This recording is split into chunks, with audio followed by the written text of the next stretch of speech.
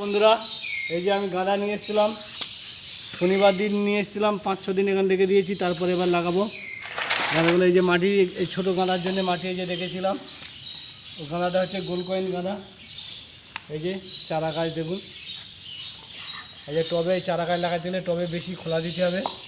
এই যে মাটিটা এইভাবে দেবেন, যে গাছটা খোলার সময় এরকম একটা কাটি নেবেন, কোনো ঠোকাঠুকি কিছু করবেন না, কাটি দিয়ে পিছন দিকে হালকা করে ঠেললেই গাছটা খুলে আসবে। এই যে গাছ খুলে এসছে, এবার লাগিয়ে দিন আস্তে করে।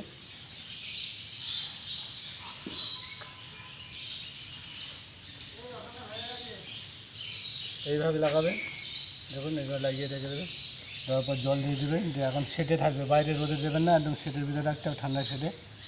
এইভাবে লাগাবেন। মাটিতে কী সার দিচ্ছি সেটা আপনাদের আগে দেখিয়েছি। এই দেখুন আবার একটা দেখাচ্ছি, এইভাবে লাগাবেন। আর মাটিতে কী সার দিয়েছিলাম সেটা আপনাদেরকে বলেছিলাম, নিম খোল দিয়েছিলাম, ফসফেট আর হাড় গুঁড়ো, শিং গুঁড়ো দিয়ে মাটিটা জৈব সার দিয়েছিলাম, দিয়ে মাটিটা ভিজিয়ে রেখেছিলাম, দিয়ে তারপরে আবার ফের রোদে ভালো করে শুকনো করে নিয়েছিলাম, ঝুরঝুর করে শুকনো করে নেবেন, নিয়ে তারপরে গাছ বসাবেন, বসালে গাছ খুব ভালো থাকবে। এই দেখুন এটা গোল কয়েন গাঁদা, এটা কমলা কালার আছে, আমাদের দুরকম কালার আছে, একটা কমলা আছে, একটা বাসন্তী আছে।